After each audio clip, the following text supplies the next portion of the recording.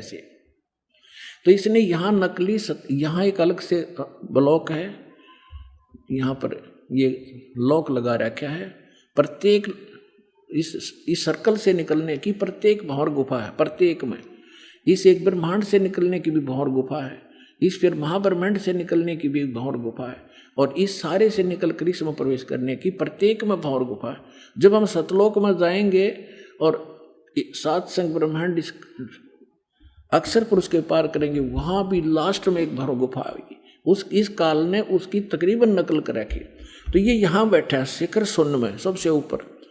तो यहाँ इसने नकली अलग सतलोक, नकली अलग लोक, अगम और नामी लोक नकली बना रखे जीव को भ्रमित करने के लिए। और यहाँ एक अच्छी आत्माओं में से 12 आत्माएं ऐसा सेफ रखता है, उनको कलयुग में भेजता है दूत बनाकर इस नकली ज्ञान को फैलाने के लिए। जैसे दास ने आज के सत्संग में सुनाया था सुबह कि जो पुण्यात्माएं भक्ति करके मर्यादा में रहकर चली जाएंगी वो तो गई सतलोक में, जो रह जाएंगी फिर काल उन अपना दुरुपयोग करेगा उन अच्छी आत्माओं के। पुण्य तो वो इस समय के होंगे, अच्छी भक्ति से युक्त चारित्र तो वो अब होंगे, और फिर सारी उम्र असंख्य जन्मों तक वो अपने कर्म फोड़ेंगे, उस पुण्य को ही खत्म करेंगे। तो ये 12 अचिंत भक्तों को ये वहाँ रखता है। अब कलयुग जब आया इसने ये 12 दूत भेज दिए और उन्हीं को फिर से आगे भेजता रहता है। इनकी इतनी कमाई है, जैसे आप देख रहे हो यो जय धन धन सतगुरु सच्चा सौदा सिरसा वाला आज एक चीफ मिनिस्टर से भी ज़्यादा सुविधाएं प्राप्त हैं जिसको, और इसने कख का पता नहीं, कोई भक्ति नहीं, ये पूर्व जन्म का बहुत संस्कारी प्राणी था और इसने इस काल ने भेज दिया ने। अब ये सारी उम्र खोटे खोदेगा, कति भक्ति नहीं इसके पास, और फिर भी इसके ठाठ रहेंगे, और लास्ट में इसको ऐसी बुरी मौत मारेगा, ऐसी दुर्गति होगी ऐसे व्यक्तियों की, आगे चल के ना जाने कौन सी योनि में डाल देगा। तो ये इसने ये 12 भक्त अच्छी आत्माएं वहाँ सेलेक्ट रखता है प्रत्येक उसमें, और फिर इनको जैसे ये 12 यहाँ भेजे, उनको रह रह कर फिर जैसे राधा स्वामी शिवदयाल जी जो थे ये अच्छी आत्माओं में थे। उसके बाद फिर ये बाबा जयमल सिंह जैसे, सावण सिंह जैसे, फिर ये बलोचिस्तानी सामस्ताना जैसे, और ये अब सच्चा सौदा सिरसा वाले जैसे, ये सारी पुण्यात्माएं थी। इनके पूर्व जन्म के पुण्य संग्रहित हैं, और ये सारी उम्र कति भक्ति तो है नहीं इनके पास, करेंगे खा खिए, और फिर भी ये सुखी दिखाई देंगे, और सारी इनके वचन में भी थोड़ी बहुत पावर होगी, लोग इससे प्रभावित भी रहेंगे फंसाए रखने के लिए। तो ऐसे ये 12 यहाँ देखना, ये फिर इसने 12 अचिंत भक्तों का निवास स्थान ये अलग बना रखे, और ये यहाँ रहता है। यहाँ एक तपस्शिला है, इस तपस्शिला पे 1 लाख मानव शरीरधारी प्राणियों को के सूक्ष्म शरीरों को भूनता है, और यहाँ इसका निज स्थान है। ये सुराख है आगे उस अक्षर पुरुष के लोक में जाने का। ये देखिएगा ये यहाँ, अब ये वो 21 ब्रह्मांड हैं ये वाले, बस इतने, और इससे निकलकर इसमें से ये 7 संग ब्रह्मांड है, ये सरपुरुष के 21, ये 7 संग ब्रह्मांड हैं अक्षर पुरुष के परब्रह्म जिसे कहते हैं, ये वाले इतना बड़ा। तो इसमें यहाँ ये 21वां ब्रह्मांड इसका, इसमें से आगे जाने का रास्ता है जो सतलोक को जाता है। अब ये बड़े वाला लेंगे हम,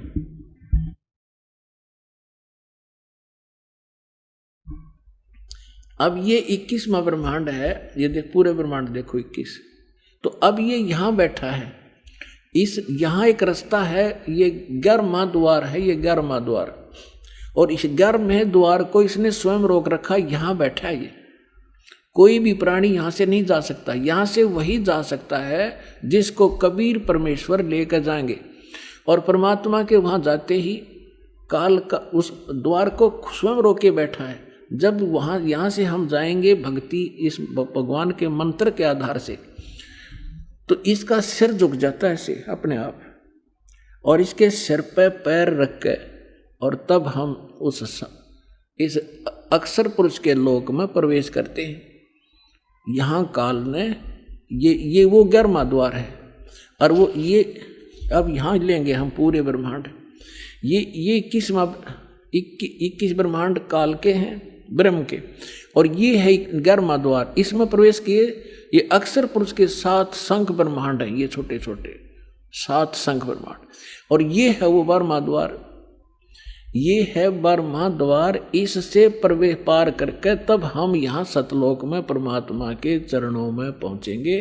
और ये असंख्य ब्रह्मांड है, ये परमात्मा के असंख्य। ये तो थोड़ा सा क्षेत्र रह जाता है इनका, ये इतना का क्षेत्र है बस, सरपुरुष और अक्षर पुरुष का दोनों का मिला के। और ये असंख्य ब्रह्मांड का ये मालिक, ये पूर्ण ब्रह्म सत्य पुरुष है। तो ये 12वां द्वार पार करके हम सतलोक में प्रवेश करेंगे। अब आपने देखा परमात्मा ने बताया कि इस ब्रह्मा विष्णु महेश की उत्पत्ति कैसे हुई, और अब थोड़ा सा हिंट इन पुराणों से देना पड़ेगा ताकि आपका विश्वास दृढ़ हो।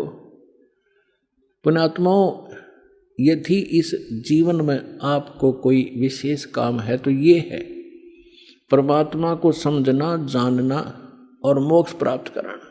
जब भगवान आपको मिल गया, सत्साधना आप करते हैं, तो आपके जो भौतिक लाभ हैं वो तो ना चाहते हुए भी आपको मिलेंगे। परमात्मा आपको सारे सुख भी देगा आपको भक्ति कराने के लिए। जैसे हम अपने बच्चों को शिक्षा ग्रहण कराने के लिए कितनी सुविधा देते हैं, स्वयं हम मजदूरी करते हैं और बच्चों को बढ़िया ड्रेस देते हैं, उनको गाड़ियों में भेजते हैं, और 15-20 वर्ष तक बच्चे तो पढ़ो और अपना कल्याण कराओ। तो ये परमात्मा ने आपको ये ड्रेस जो दी है मनुष्य की, ये विद्यार्थी को, आप विद्यार्थी हैं, और जब आप सही विद्या ग्रहण करोगे, परमात्मा अनुकूल चलोगे, तो आपको सारी सुविधा ऑटोमेटिकली मिलेंगी। आपके घर में सुख, आपके शरीर में सुख, आपके सब संकटों का निवारण करेगा भगवान, तभी आप भक्ति कर सकोगे। तो इसके लिए आपने अच्छा समय निकालना पड़ेगा। ये देखिएगा, ये श्री शिव पुराण सचित्र मोटा टाइप, केवल हिंदी, गीता प्रेस गोरखपुर से प्रकाशित है।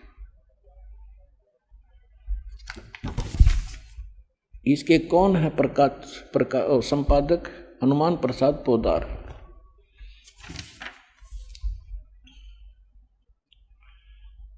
ये प्रकाशक मुद्रक है, गीता प्रेस गोरखपुर, गोविंद मोहन कार्यालय कोलकाता का संस्थान। अब यहाँ देखिएगा, ये 98-99 पृष्ठ पर हम पढ़ेंगे रुद्र संहिता, संक्षिप्त शिव पुराण, और ये 98 पर यहाँ नीचे से 5वां अध्याय है। अपने पुत्र नारद की यह बात सुनकर लोक पितामह ब्रह्मा वहाँ इस प्रकार बोले। अब 99 पर आ गए हम। ब्रह्मा जी ने कहा, ब्रह्मन देव शिरोमणि, तुम सदा समस्त जगत के उपकार में लगे रहते हो।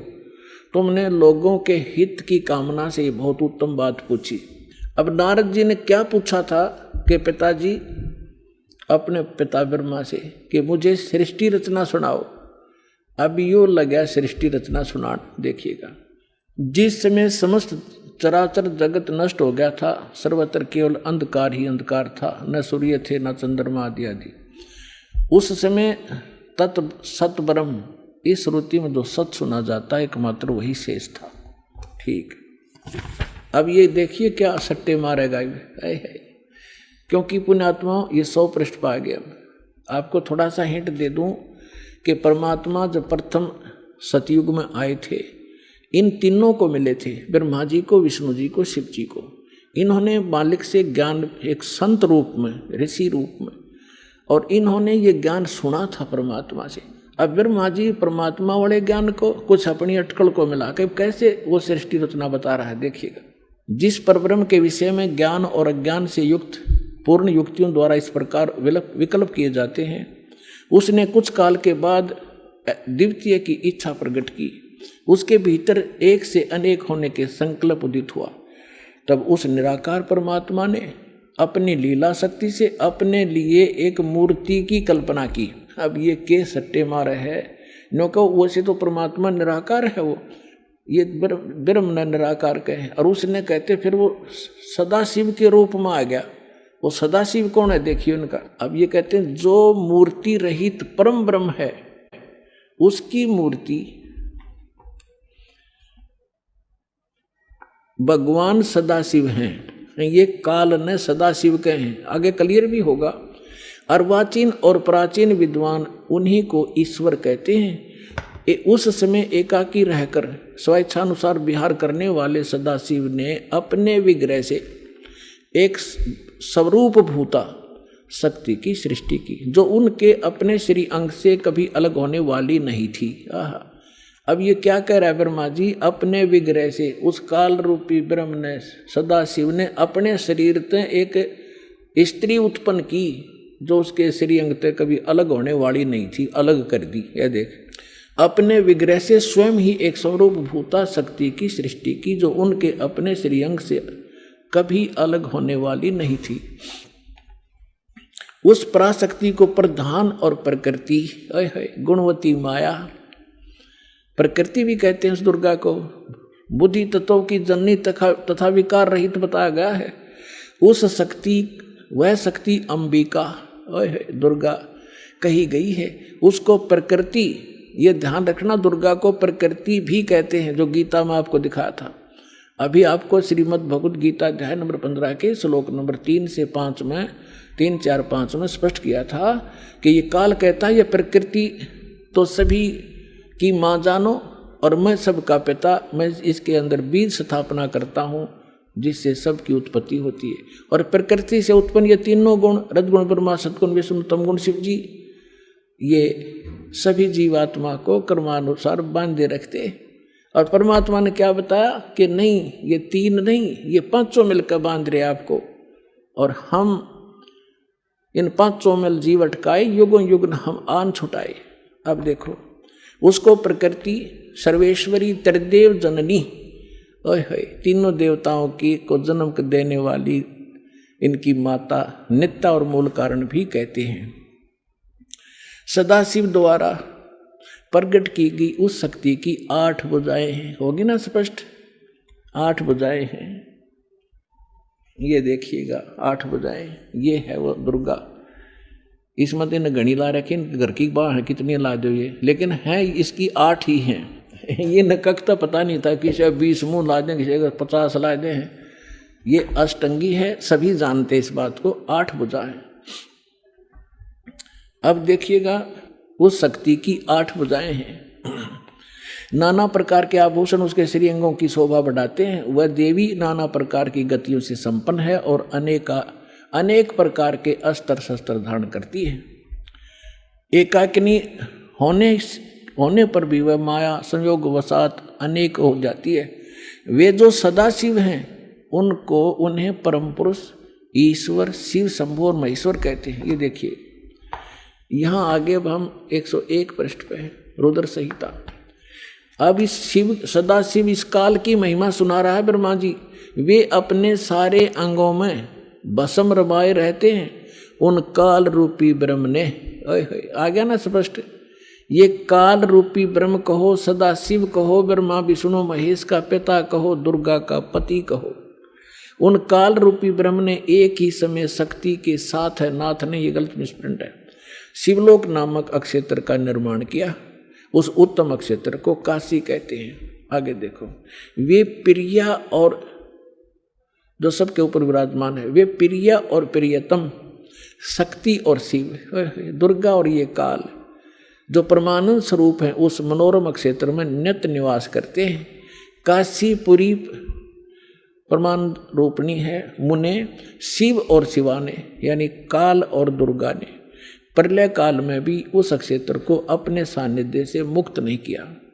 देवऋषि ब्रह्मा जी कह रहे हैं, एक समय उस आनंद वन में रमण करते हुए शिवा और शिव के मन में यह इच्छा हुई कि किसी दूसरे पुरुष की सृष्टि करनी चाहिए। अब इन्होंने संतानों उत्पत्ति की सोची और फिर इन्होंने संतान उत्पत्ति क्रम किया। उससे 2 पुत्र तो यहाँ सिद्ध कर दिए, ब्रह्मा और विष्णु। देखिए, सृष्टि करनी चाहिए जिस पर यह सृष्टि संचालन का महान भार रखकर हम दोनों केवल काशी में रहकर इच्छा अनुसार विचरें और निर्वाण धारण करें।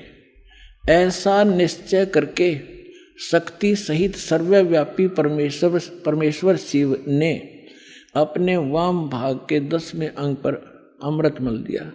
फिर तो वहाँ से एक पुरुष प्रकट हुआ। अब देख, इनकी अकल देखो ब्रह्मा की। अब शक्ति और शिव, उस दुर्गा की क्या जरूरत थी अपने साथा पर के में मसला होता हो, ये मारे बकवाद भी, मतलब कि ये देखो। अब क्या वहां से एक पुरुष प्रकट हुआ, उसका नाम के धरा देखो। शिव ने कहा, वत्स बेटा, व्यापक होने के कारण तुम्हारा विष्णु नाम विख्यात हुआ। अब यहां ये 6वां अध्याय समाप्त हुआ। अब 7वें में क्या कहा, ब्रह्मा जी कहते हैं देवर से, जैसे विष्णु की उत्पत्ति करी दुर्गा और काल ने मिलकर, तत्पश्चात कल्याणकारी परमेश्वर सांब सदाशिव ने, उस काल रूपी ब्रह्म ने पूर्ववत प्रयत्न करके मुझे अपने दाहिने अंग से उत्पन्न किया। अब पुण्यात्मा, अब यहाँ ब्रह्मा और विष्णु की तो उत्पत्ति बता दी, यहाँ विचलित हो गया ये शिव पुराण का अनुवाद करता, इसने यहाँ गोल मोड़ कर दिया। लेकिन कहते हैं चोर चुरावे तोमड़ी और गाड्डे पानी में, वो गाड्डे हुआ ऊपर आवरण सच्चाई छनी ना। कहाँ तक छुपाएंगे, अब दिखाता हूँ आपको, कल भी दिखाया था, आज फिर दिखाऊंगा। क्योंकि पुण्यात्माओं, एक सिलेबस होता है क्लास का, बच्चे रह रहकर टीचर उनको बार बार रिवाइज कराते हैं, उसका रिपीटेशन करवाते हैं, आवर्ती कराते हैं, जब जाकर वो बच्चे उससे परिचित होते हैं। तो दास एक टीचर है, आप विद्यार्थी हैं, सौभाग्य आपका, आपके इसमें प्रवेश पा लिया, तो इसको सफल करो। हम एक रोजी रोटी के लिए और 20 वर्ष तक बच्चों को पढ़ाते हैं, जब हो सकता किसी को मिले रोटी, रोजगार ना मिले, बाकी हम फिर भी उसमें लगाए रहते। और ये तो एक अनमोल वर्त वस्तु, इस भक्ति और इस कमाई का तो ये तो निष्फल जा ही नहीं सकती। तो इसलिए आप इसमें एक विशेष रुचि लो। अब देखिएगा, यही शिव पुराण, इसमें है एक विद्वेश्वर संहिता, थोड़ी सी झलक दूंगा, बस ज़्यादा समय नहीं लूंगा। एक समय ब्रह्मा और विष्णु की लड़ाई होगी, झगड़ा, युद्ध। ब्रह्मा कह रहा था मैं तेरा बाप, विष्णु बोला मैं तेरा बाप। किसी बात पर इनका युद्ध हो गया, लंबी कहानी है। तो इस काल ने सोचा ये लड़के मर जाएंगे, इनके बीच में एक लिंग खड़ा कर दिया, सफेद तेजों में पिलर, बहुत लंबा चौड़ा। ये युद्ध भूल गए आपस में, उसका और छोर खोजने में लग गए, लंबी कहानी। फिर यूं आ गया अपने पुत्र सदाशिव का रूप धारण करके। इसने प्रतिज्ञा कर रखी है मैं अपने यथार्थ रूप में कभी किसी के सामने नहीं आऊंगा। तो ये किसी को विष्णु रूप में दर्शन देता है, या किसी को शिव रूप में, और किसी को ब्रह्मा रूप में। तो वहाँ ये शिव रूप धारण करके आ गया। अब देखिए विद्वेश्वर संहिता, और ये है संक्षिप्त शिव पुराण 24वां पृष्ठ। यहाँ इन दोनों का झगड़ा हो रहा था, बीच में इसने ये सतम खड़ा कर दिया। अब यहाँ आ जाते हैं। ब्रह्मा और विष्णु ने पूछा, प्रभो इस ज्योत निरंजन काल से, सदाशिव से, सृष्टि आदि 5 कर्तों के लक्षण क्या है, यह हम दोनों को बताइए। भगवान शिव बोले, ये काल रूपी ब्रह्म बोला, मेरे कर्तों को जानना अत्यंत गहन है, तथापि मैं कृपा पूर्वक तुम्हें उनके विषय में बता रहा हूं। आगे चलेंगे। अब हम आगे 26 पृष्ठ पे। इसने कहा कि पुत्रों, अब हो गया ना इनका बाप ब्रह्मा विष्णु महेश का पिता है ये, पुत्रों तुम दोनों ने, ब्रह्मा और विष्णु ने तपस्या करके प्रसन्न हुए मुझ परमेश्वर से सृष्टि और सतिथि नामक 2 कृत प्राप्त किए। ये दोनों तुम्हें बहुत प्रिय। इसी प्रकार मेरी विभूति स्वरूप मेरे जैसी शकल के रुद्र और महेश्वर ने, युने है, 2 अन्य उत्तम कृत संहार और त्रोभाव मुझसे प्राप्त किए हैं। ये 5वां कौन है? ये 4 तो ब्रह्मा विष्णु महेश और रुद्र हो गए। इस महेश का, इसी का एक शकल है रुद्र, और वो 11 रुद्रों का कंट्रोलर है वो रुद्र, वो अलग है। और ये ब्रह्मा विष्णु महेश ये अलग है। तो ये 5वां जो बोल रहा है यू है काल दुर्गा का पति। अब हमने यहां से इतना ही लेना था। अब आपको जो दास ने अभी दिखाया था, ये पहले दास ने परमात्मा के द्वारा बताई सृष्टि रचना सुनाई, और अब इन सदग्रंथों में प्रमाणित हो रही है। तो इससे क्या सिद्ध हो गया? कौन ब्रह्मा का पिता है और कौन विष्णु की माँ, शंकर का दादा कौन है, हमको देव बता। तो इस कथा से आपको सावधान सिद्ध हो जाएगा कि ब्रह्मा विष्णु महेश का पिता और शंकर इनका दादा कौन है। इनका दादा है कबीर जी, वो सत्य पुरुष जिसने इनके पिता ज्योति निरंजन को जन्म दिया, और उसी से फिर ब्रह्मा विष्णु महेश का जन्म हुआ इस ज्योति निरंजन काल से। तो इनका दादा कौन है? कबीर सत्य पुरुष, वो परमेश्वर है। जो आज दास सत्संग शुरू करना कर रहा था, उसकी तो अभी तक भूमिका बनी है। अब क्या हुआ, इन तीनों देवताओं का दुर्गा ने ब्याह कर दिया, अपने ही 3 रूप बनाए, सावित्री, लक्ष्मी और पार्वती। समुद्र में छुपा दिए अपने वचन से, 3 लड़कियां युवा बना दी। और ये जब युवा हुए, इनको कोमा से बाहर कर दिया, इन तीनों का विवाह कर दिया। इनसे फिर आगे काल की सारी सृष्टि चली। अब दास जो आज प्रसंग शुरू किया था वही शुरू होगा मेरा तय काम जो बताना चाहूँ था। अब धर्मदास जी ने पूछा, हे परमात्मा, हम बड़े नीच और पामर प्राणी हैं। हे भगवान, हमने आपके साथ धोखा किया, आपके साथ चीटिंग करी, और फिर भी आप हमारे लिए भटक रहे हो। कैसे दया करी दाता। तब परमात्मा ने कहा कि जब यहाँ ये प्राणी इतने दुखी हो गए, हाहाकार मच गई, तब क्योंकि उस समय तक परमात्मा ये बताना चाहते थे, क्योंकि परमेश्वर ने कहा कि उस समय जब यहाँ हाहाकार मची, धर्मदास मैं अपने पुत्र जोग जीत का रूप बना के, जिस पुत्र के रूप बना के इनको निकाला था, उसी का रूप बना के मैं वहाँ खड़ा हो गया जहाँ 1 लाख मानव शरीरधारी प्राणी, स्त्री और पुरुष वहाँ भूनने जा रहे थे तपस्या, और चटक पटक जीव करे थे, वो दो चटक पटक के पड़े थे, बुरा हाल हो रहा था। तो वहाँ मेरे जाने से सभी जीवों की वो तपत तो खत्म होगी। वह टुकड़ी, वह तपस्या ऐसे की ऐसी जल रही थी, लेकिन मेरी रजा से उनको आंच नहीं लगे थी। सभी बैठ के या तो रो रहे थे, फिर सामने देखा, मुझे देखकर कहा कि हे भगवान, हम यहाँ कौन से पाप का कर्म भोग रहे हैं, दुख भोग रहे हैं, क्योंकि सबको ये मालूम है अपने किए का कर्म भोगना पड़ता है। तो परमात्मा ने कहा, भाई ये जो तपस्या पर दुख है ना, ये यहाँ का नहीं, ये सतलोक में तुमने गलती करी थी, वो दंड है। तब सारी सृष्टि रचना सुनाई। तो वहाँ तो सारे दुखी थे, सबको मालूम था, ना कोई बेटा साथ था, ना बेटी साथ थी, ना कोई संपत्ति साथ थी, ना कोई रिश्तेदार साथ था, अकेले भुन रहे थे, पिट रहे थे वहाँ पर। तो वहाँ सभी ने स्वीकार किया जो मालिक बता रहे थे, और कहा, हे भगवान, हमें छुटवा लो काल अन्यायी से। परमात्मा बोले, ऐसे नहीं। अब यहाँ परमात्मा ने कहा कि जोर करूं तो मेरा वचन नसाई, जब तुम जाए धरो जग नर देहा, तब तुम करना मम सत सबद स्नेहा। जब तुम संसार में जाओ, मनुष्य शरीर प्राप्त हो, और मेरा कोई दास इस सच्चे ज्ञान को और सत्य नाम को सुना रहा हो, बता रहा हो, तब उसकी शरण में चले जाना, तब तुम्हारा मोक्ष होगा, ना तो नहीं हो सकता।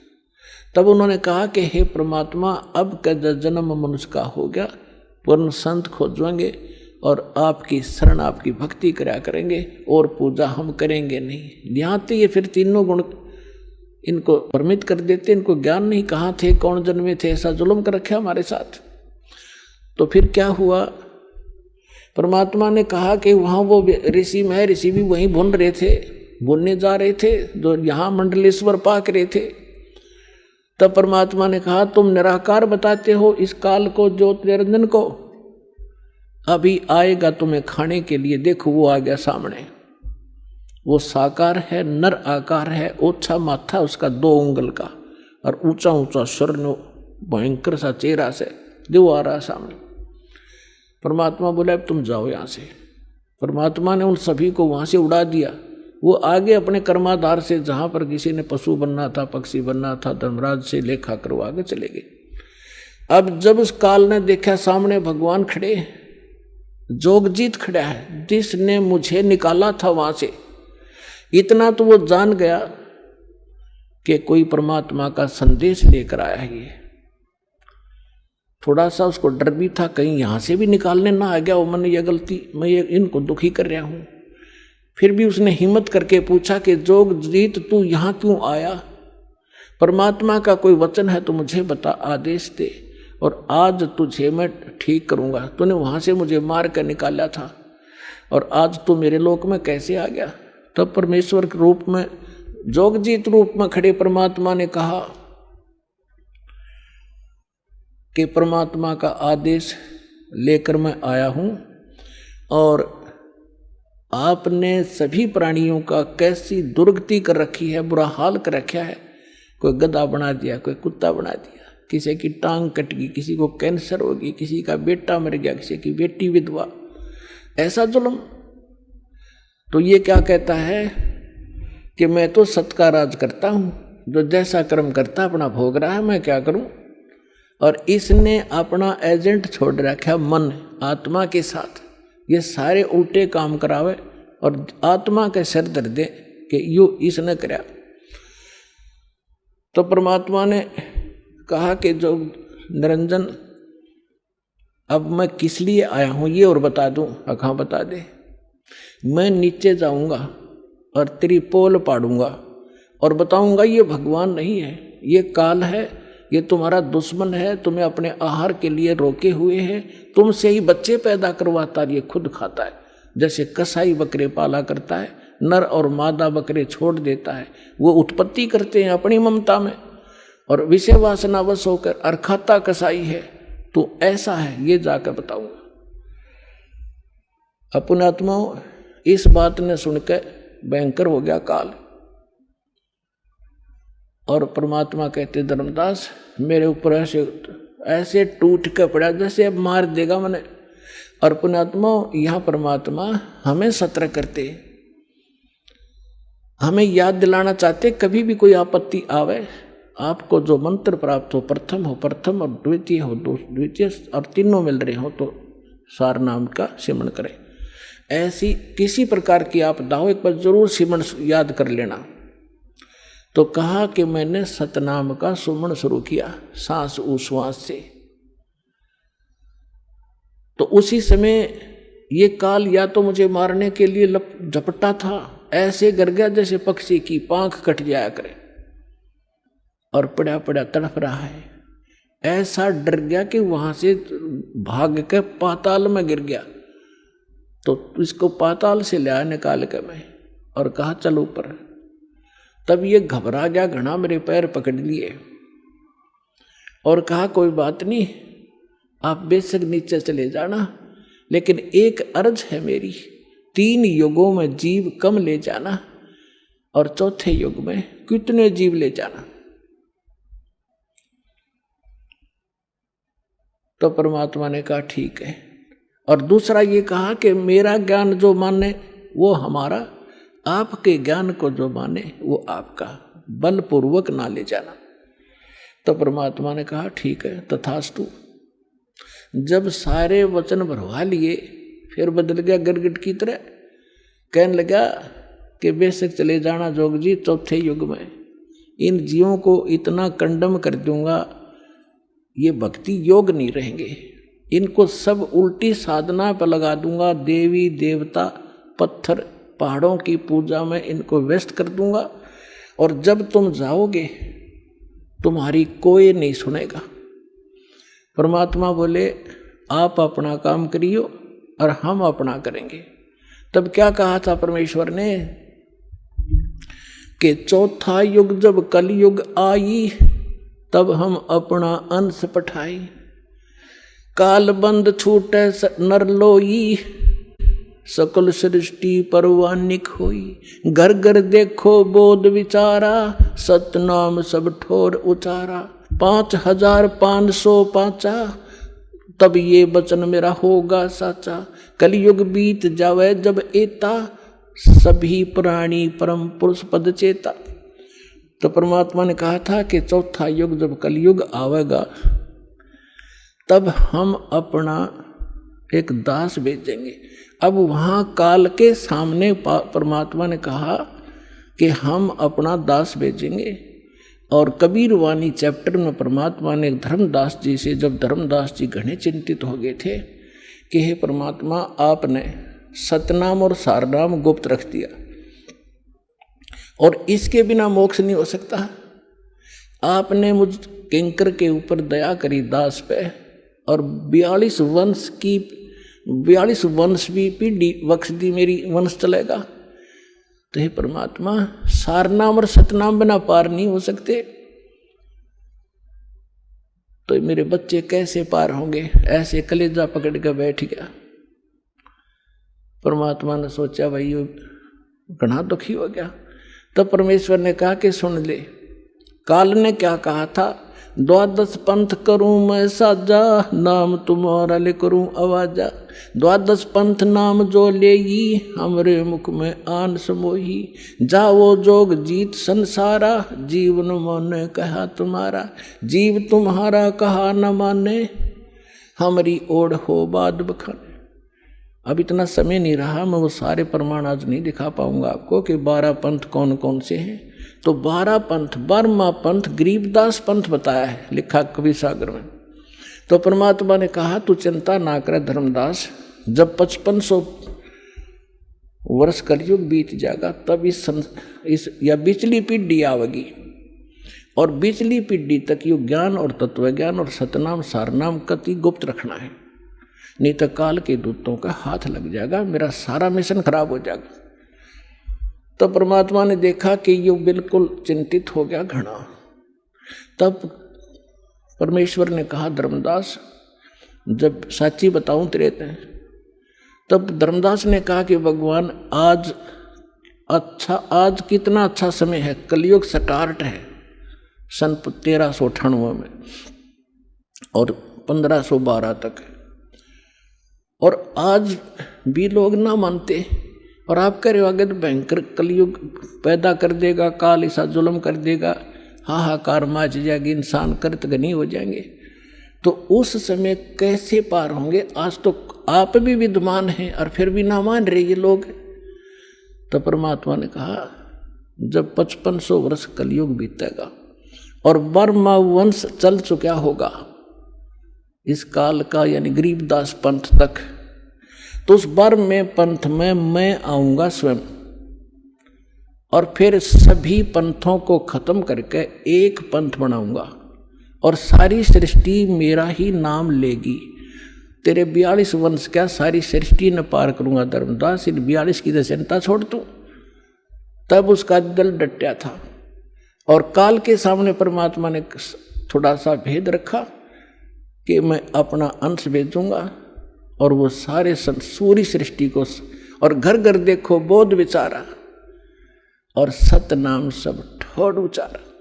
आप देख रहे हो आज ये ज्ञान गीत, ज्ञान गंगा घर घर में पहुंच गई है। ना कोई किताब खरीदनी है, इंसान देखा था कितना, या किताब बिकती देखी थी आपने इस गांवों के अंदर, शहरों के अंदर, कोई सब्जी बेचा, कोई प्याज बेचा, कोई तोरी और घिया बेचा, ये तो देखी थी।